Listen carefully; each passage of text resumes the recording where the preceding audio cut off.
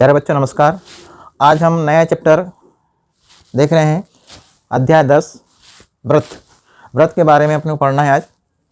तो सबसे पहले अपन जान लें कि व्रत क्या है, व्रत की परिभाषा क्या है और उसमें कुछ यानी पॉइंट हैं उनको बताएंगे। हम सबसे पहले उसका परिचय बता देंगे व्रत के बारे में, और उसका जो चैप्टर है उस चैप्टर से जो आने वाले प्रश्न हैं, कितने नंबर के प्रश्न आएंगे वो हम आपको दिखा रहे हैं।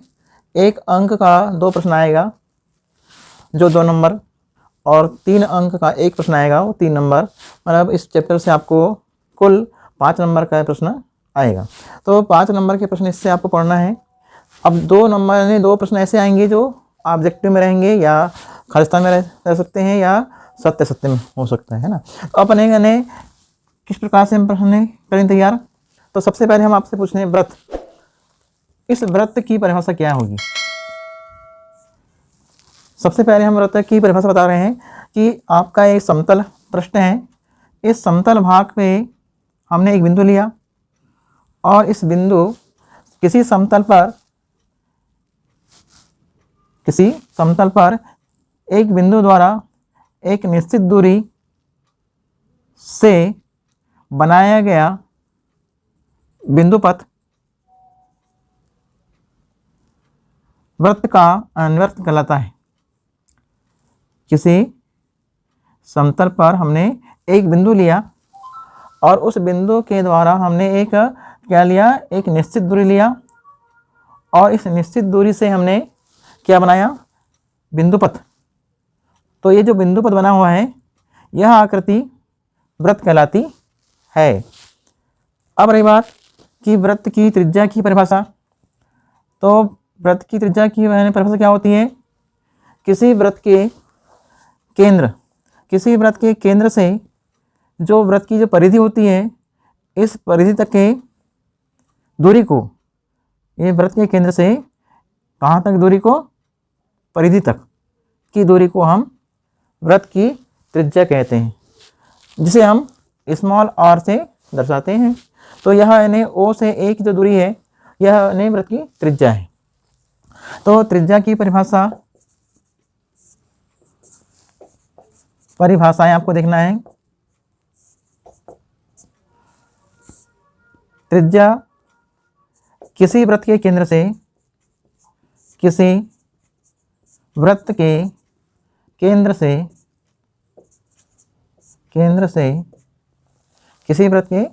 से परिधि तक की दूरी को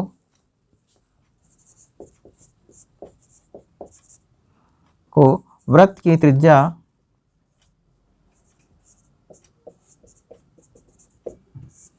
कहते हैं। इसे स्मॉल r से प्रदर्शित करते हैं।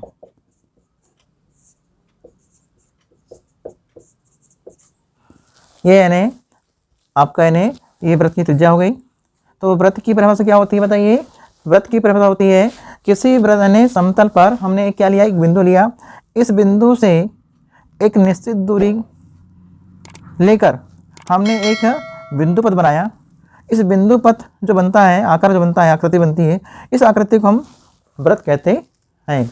अब व्रत की जो त्रिज्या होती है उसकी परिभाषा है कि किसी व्रत के केंद्र से व्रत की जो परिधि होती है, उस व्रत की परिधि तक की दूरी को हम उस व्रत की त्रिज्या कहते हैं। इसे हम स्मॉल r से दर्शाते हैं। ठीक है। अब इसके बाद हम आ रहे हैं यानी इस व्रत पर। अब एक क्वेश्चन आ सकता है आपका 1 अंक वाला। अब दूसरा क्वेश्चन आ सकता है, व्रत की सबसे बड़ी जीवा, व्रत की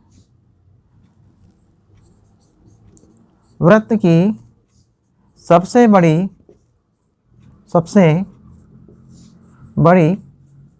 जीवा। अब बोलो जीवा, तो व्रत की सबसे बड़ी जीवा का नाम व्यास है। व्यास। अब मैंने व्यास अपन लिख दिया, व्रत की सबसे बड़ी जीवा का नाम व्यास है ना। ये आपको यानी परीक्षा में प्रश्न आता है। अब यानी प्रश्न आ सकता है परीक्षा में कि व्रत की सबसे बड़ी जीवा का नाम लिखिए। तो एक नंबर का जो एक शब्द में या एक वाक्य में उत्तर आता है, तो उसमें भी एक प्रश्न आ सकता है कि व्रत की सबसे बड़ी जीवा का नाम लिखिए। तो व्रत की सबसे बड़ी जीवा का नाम व्यास है, ठीक है ना। तो व्रत की सबसे बड़ी जीवा का नाम व्यास है। फिर अपन ने पढ़ेंगे और प्रश्न क्या आ सकता है, देखिए और आ सकता है कि किसी व्रत पर हम कितनी स्पर्श रेखाएं खींच सकते हैं। किसी व्रत पर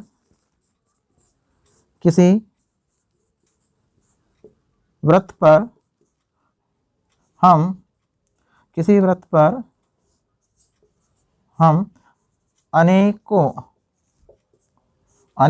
स्पर्श रेखाएं खींच सकते हैं।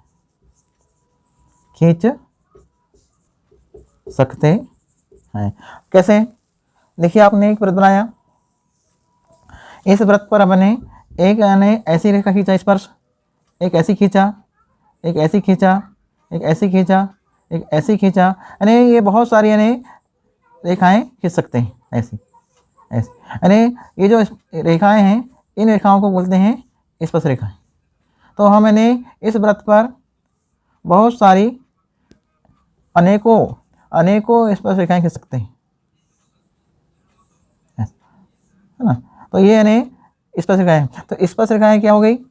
अनेकों, यानी किसी व्रत पर हम अनेकों स्पर्श रेखाएं खींच सकते हैं। ये प्रश्न आ सकता है कि किसी व्रत पर हम कितनी रेखाएं खींच सकते हैं स्पर्श, तो आपको बताना है अनेकों, ठीक है ना। अब यानी इसके बाद में चौथा प्रश्न आपका और क्या पूछ सकता है, एक नंबर में किसी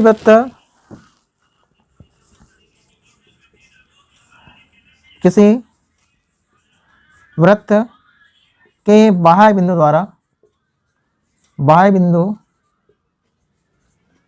द्वारा हम केवल दो स्पर्श रेखाएं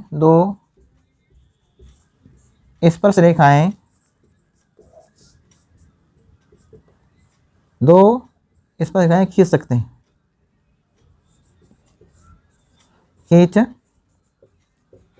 सकते हैं, ये सब बातें आपको ने याद रखना है परीक्षा के लिए। जहां एक नंबर का जो आएगा ऑब्जेक्टिव, उसके लिए प्रश्न आपके लिए है या सत्य में आ सकता है। तो यहाँ हम यानी लिख देंगे कि किसी व्रत के बाह्य बिंदु द्वारा हम केवल दो स्पर्श रेखाएं खींच सकते हैं। कैसे खींचेंगे बताइए? चित्र, तो ये आपका चित्र है, ये आपका व्रत है, और इस व्रत के बाहर एक बिंदु है, मान लीजिए एक बिंदु अपन ने P मान लिया। इस P बिंदु के द्वारा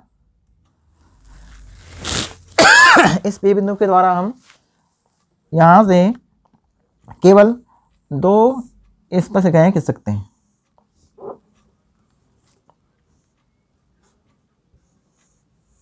ऐसा, ये है कौन सी रेखा है? ये स्पर्श रेखा है।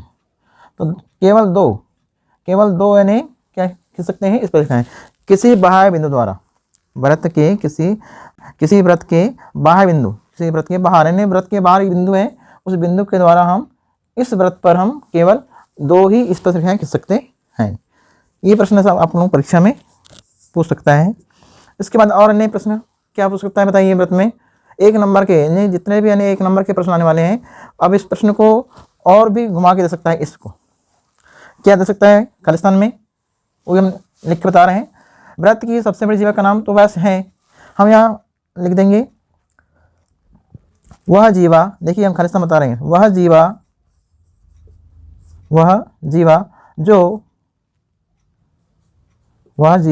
जो व्रत के केंद्र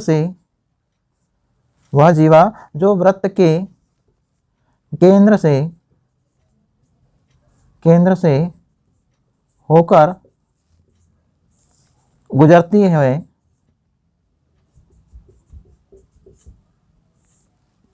वह जीवा जो व्रत के केंद्र से होकर गुजरती है, उसे उस व्रत का खालिस्तान कहलाता है।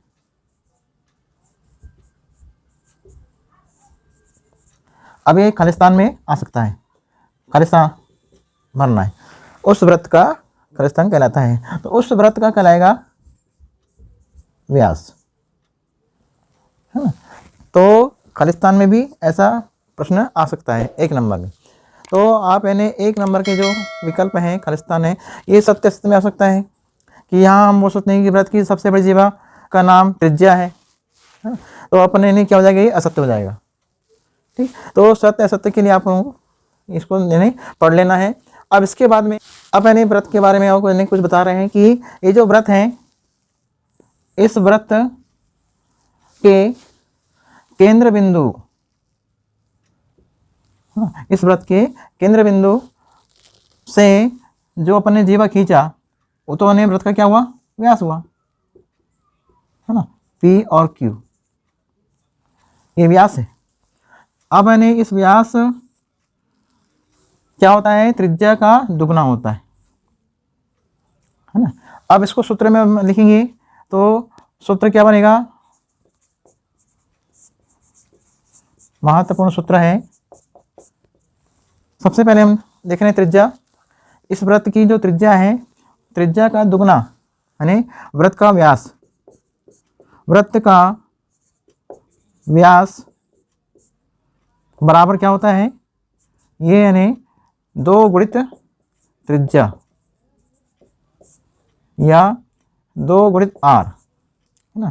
तो अपन लिखते हैं व्यास जो है वो यानी त्रिज्या का दुगना होता है।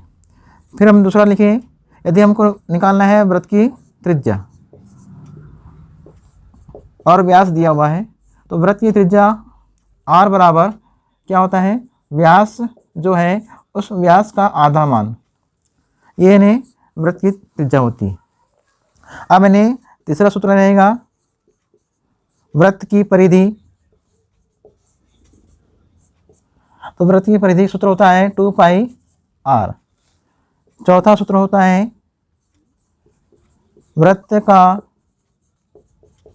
क्षेत्रफल, ये सूत्र क्या होगा, पाई r स्क्वायर।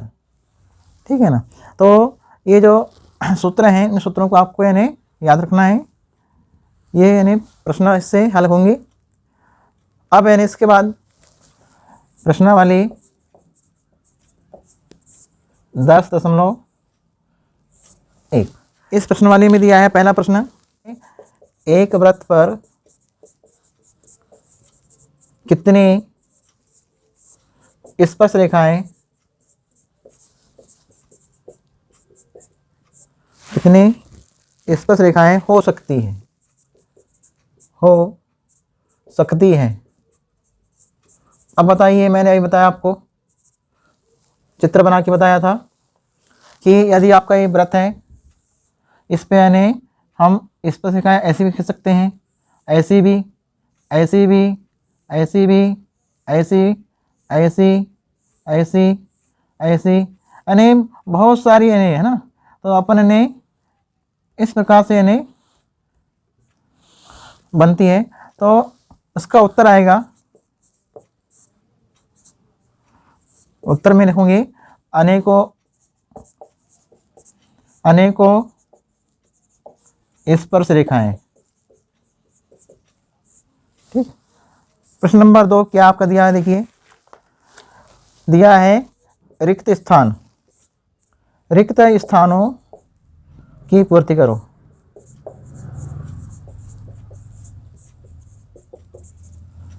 अब यानी पहले का उत्तर, दूसरे का उत्तर, तीसरा और चौथा, यानी आपको मैं इबारती आप लिख लेंगे पुस्तक से देखकर।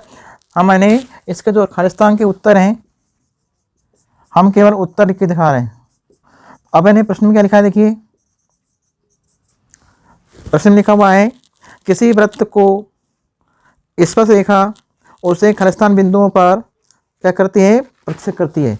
तो हम उत्तर लिखेंगे एक बिंदु पर, केवल एक।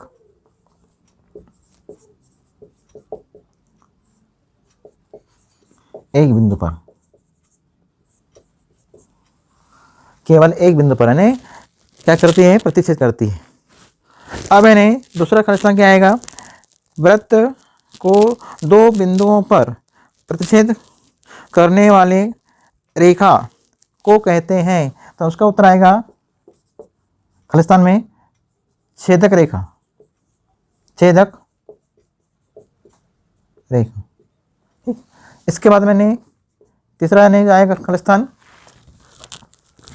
वृत्त, एक वृत्त की खालिस्तान समांतर स्पर्श रेखाएं हो सकती है। एक वृत्त की दो समांतर रेखाएं, दो समांतर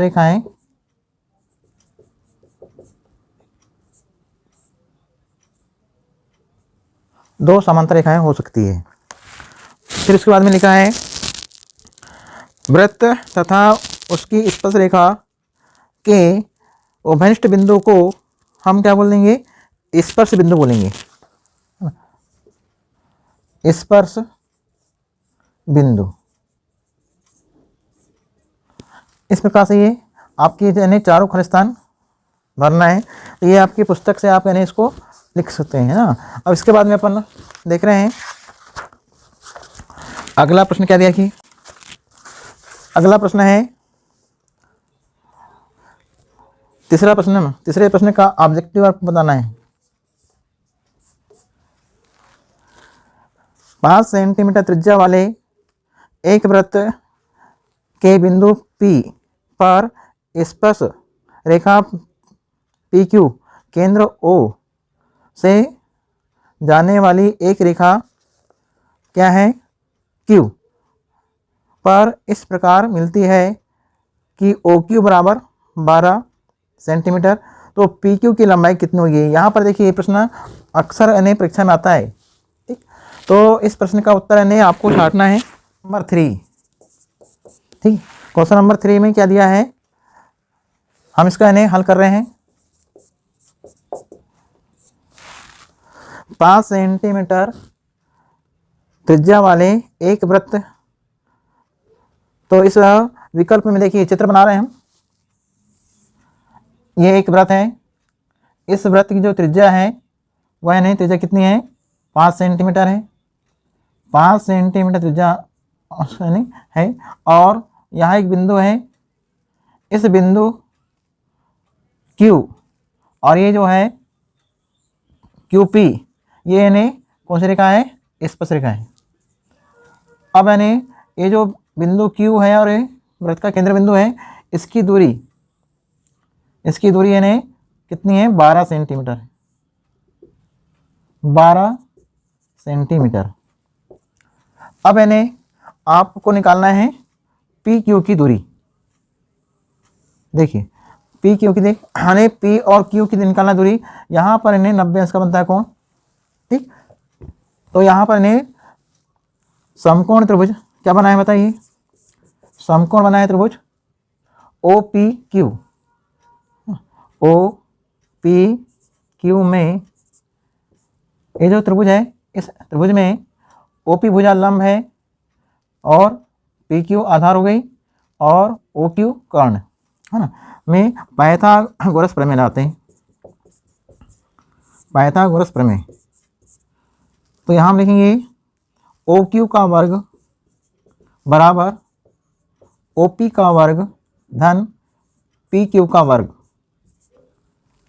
यानी आपको PQ का मान निकालना है। यानी इसमें क्या दिया हुआ है, आपका दिया हुआ है यानी OP का मान दिया है 5 सेंटीमीटर और OQ का मान दिया है 12 सेंटीमीटर और PQ आपको निकालना है। तो इसमें 12 सेंटीमीटर 12 पे वर्ग, यहाँ 5 पे वर्ग और यहाँ आएगा यानी PQ पे वर्ग। तो 12 का वर्ग होता है 144, 5 का कितना होता है 25 और उसके बाद यानी PQ पे वर्ग। अब 25 का हम करें पक्षांतर, तो कितना उत्तर आएगा, इसमें आएगा 144 माइनस 25 बराबर PQ पे वर्ग। अब इसमें घटा देंगे 119 आएगा, 119 बराबर PQ पे वर्ग। अब इस वर्ग का हमने किया पक्षांतर, तो वर्गमूल 119 बराबर पी क्यू, यानी आंसर में क्या आएगा, यानी पी क्यू की लंबाई,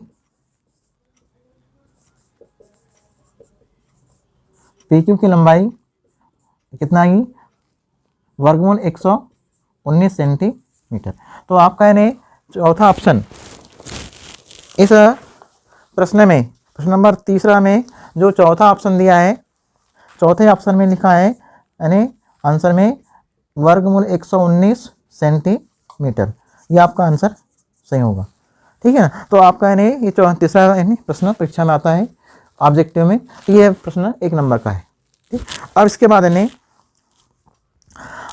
यानी क्या देखेंगे अपन लोग, हम देखेंगे इस वृत्त से संबंधित कुछ प्रमेय हैं। प्रमेय 10.2 क्या लिखा हुआ है, सिद्ध कीजिए, यानी सिद्ध करो कि किसी वृत्त, किसी बाह्य बिंदु द्वारा, किसी बाह्य बिंदु से वृत्त पर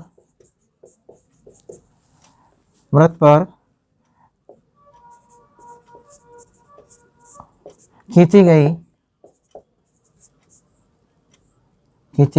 गई दो स्पर्श रेखाओं की लंबाई,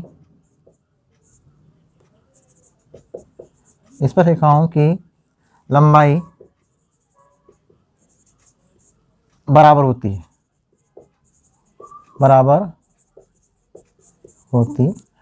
ये हमें प्रमेय है, ये है आपका प्रमेय 10.2।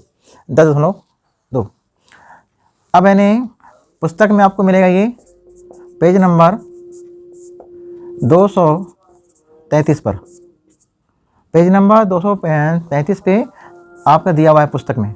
ठीक है ना। आपको पुस्तक में कौन से पेज में देखना है इस प्रमेय को, पेज नंबर 233 पे। अब इस प्रमेय को हम हल कर रहे हैं। देखिए, सिद्ध कीजिए, क्या करना है आपको, किसी बाह्य बिंदु द्वारा या बाह्य बिंदु से वृत्त पर खींची गई दो स्पर्श रेखाओं की लंबाई तुल्य होती है, बराबर होती है। यहाँ हमने चित्र बना लिया और इस चित्र में यहाँ केंद्र बिंदु है और एक बाह्य बिंदु है। इस बाह्य बिंदु द्वारा अपन क्या करेंगे, ये ए बिंदु लिए, अब यहाँ से दो हम खींचेंगे स्पर्श रेखाएं, ये दो हो गई स्पर्श रेखाएं। इन स्पर्श रेखाएं जो अपन ने बनाया है, यहाँ ने इस बिंदु पे क्या करिए, स्पर्श करिए। तो पी ए से यहाँ पर लिखो, इसको पी मान लेते हैं, चलो P A P B, P और यहाँ पर लिखो ए और यहाँ लिखो बी। ठीक है, ये अपन ने पी ए बराबर पी बी, यानी पी से ए और पी से बी की जो लंबाई है वो क्या होगी, समान होगी, बराबर होगी। ये आपको सिद्ध करना है। तो अपन यानी इस प्रमेय को हल करते हैं। दिया है एक वृत्त पर बाह्य बिंदु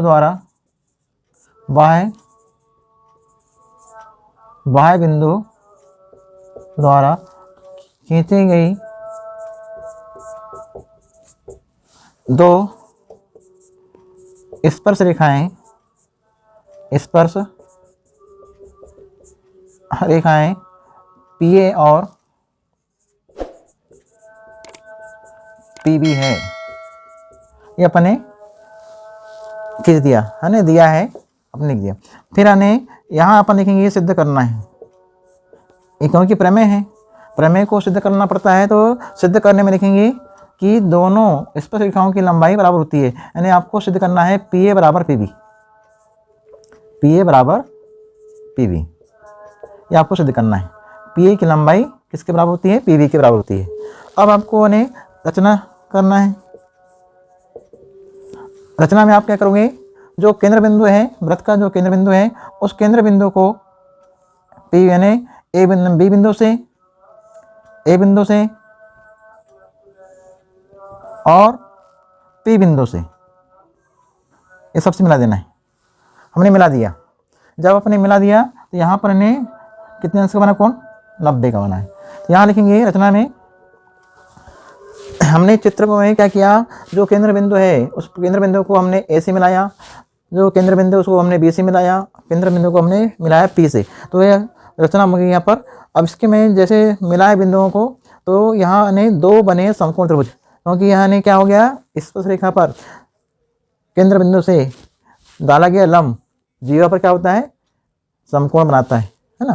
तो यहाँ पर 90 अंश का बनता है कौन, यहाँ 90 अंश का बनता है। यहाँ लिखेंगे OP कॉमा OA और OB को मिलाया, ये अपन ने मिला दिया। ठीक, तो ये अपन ने जो मिलाया। अब मिलाने के बाद रचना हो गई। रचना के बाद क्या करना पड़ता है हमको, इसकी उपपत्ति, है ना। अब क्या करेंगे बताओ, उपपत्ति में यहाँ हम लिखेंगे 2 समकोण त्रिभुज, 2 समकोण त्रिभुज क्या लिखेंगे, 2 समकोण त्रिभुज PAO और त्रिभुज PBO में जो त्रिभुज लिया अपन ने, वो अपने लिया PAO और PBO। इस त्रिभुज में अपन OA बराबर किसके, OB के। क्यों बराबर है, क्योंकि ये वृत्त की त्रिज्याएं है, यानी R। इसके बाद ने कोण PAO बराबर है कोण PBO, कितना है ये, 90 अंश है। 90 अंश को बोलते हैं हम लोग समकोण, है ना। क्या बोलते हैं, समकोण। ये भुजा हो गई। अब इसके बाद में OP जो है, OP भुजा दोनों त्रिभुज के लिए उभयनिष्ठ है। यहाँ लिखेंगे उभयनिष्ठ भुजा है। इसका नाम माने यहाँ पर यानी उभयनिष्ठ है, लेकिन इसको हम बोलेंगे कर्ण। देखिए समकोण कर्ण भुजा सर्वांग समता से ये दोनों त्रिभुज हो जाएंगे सर्वांग सम। तो यहाँ लिखेंगे समकोण कर्ण भुजा सर्वांग समता से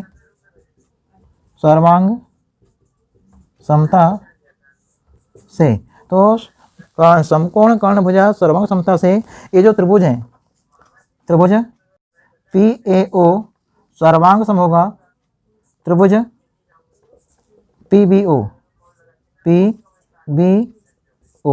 यानी PAO सर्वांग सम होगा त्रिभुज PBO। जब ये दोनों त्रिभुज यानी सर्वांग सम हो जाते हैं तो अब यहाँ लिखेंगे अर्थात, तो यहाँ लिखेंगे अर्थात PA बराबर PB।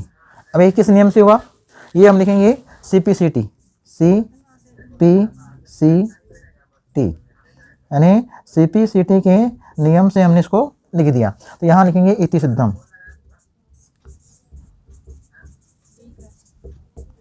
ये जो प्रमेय है, इस प्रमेय को आपको ऐसा करना है।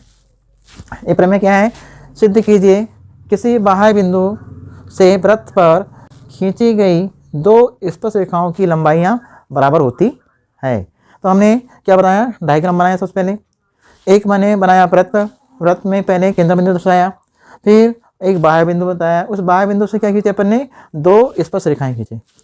और फिर क्या किया, देखो हमने क्या लिखा दिया है हमें, एक वृत्त पर बाह्य बिंदु द्वारा खींची गई 2 स्पर्श रेखाएं PA तथा PB है। और सिद्ध क्या करना है, इन दोनों रेखाओं को बराबर। जब दोनों रेखाओं बराबर बताना है तो आपको क्या करना है, रचना में अपन क्या किया, देखिए O से P को, O से A को और O से B को हमने मिला दिया। केंद्र बिंदु से यहाँ पर क्या खींचा, P यानी OA लंब है, OB लंब है, किस पर, स्पर्श रेखा पर। अब क्या करेंगे अपन लोग, यहाँ पर जैसे हमने लंब बताया तो हम बन गए 2 समकोण त्रिभुज। इन 2 समकोण त्रिभुज का नाम लिख दिया पहले, और इन दोनों समकोण त्रिभुज को हम सर्वांग समता का नियम लगाया। तो OA बराबर OB त्रिज्या होती है जो भुजा काम कर रही है, PAO और PBO ये 90 अंश का बनता है कोण, ये हो गया समकोण कहलाता है। और OP बराबर OP ये भुजा कौन सी भुजा है, ये है आपकी उभयनिष्ठ है, लेकिन ये कर्ण भुजा है। अब इन्हें समकोण कर्ण भुजा सर्वांग समता के नियम से हम इन दोनों त्रिभुजों को सर्वांग समता दिए। जब सर्वांग समता दिए तो हम लिखते हैं अर्थात PA बराबर PB इति सिद्धम। आपका प्रमेय इतना बड़ा है। Thank you.